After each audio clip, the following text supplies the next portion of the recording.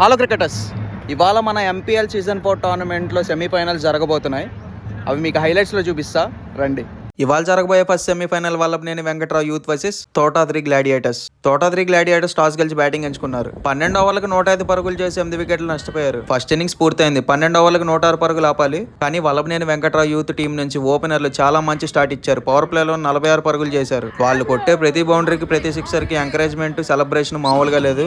ఒకసారి రీల్ మొత్తం చూసేయండి. ఎవరు గెలిచి ఎవరు వెళ్ళారో ఫైనల్స్ కి తెలుస్తుంది. ఈ బంతిలో కీపర్ క్యాచ్ ద్వారా ఒక వికెట్ ని కోల్పోయారు. వల్లభనేని వెంకట్రావు యూత్ గెలవాలంటే 36 బంతుల్లో 46 పరుగులు చేయాలి. బ్యాట్స్మెన్ నుంచి స్క్వేర్ లెగ్ మీదుగా బౌండరీ. ఈసారి లెగ్ స్టంప్ మీదుగా పడింది పెద్ద ర్యాపిడో.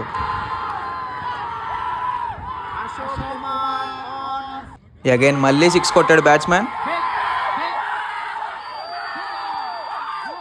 సెలబ్రేషన్స్ తో పాటు క్రాకర్స్ కాల్చడం కూడా స్టార్ట్ చేశారు. ఆ గ్యాప్ లో సరైన ఎంటర్టైన్మెంట్ జరిగింది.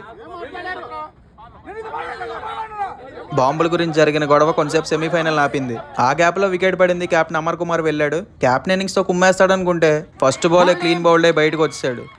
ఇందాక నుండి స్కోర్ ని పరిగెత్తిస్తున్న అశోక్ కూడా గాల్లో కొట్టి తన వికెట్ ని కోల్పోయాడు. బ్యాటింగ్ తో పాటు బౌలింగ్ కూడా బాగా వేశాడు. 10 బాల్లకు 5 పరుగులు చేయాలంటే స్క్వేర్ లెగ్ మీదుగా బౌండరీ కొట్టాడు.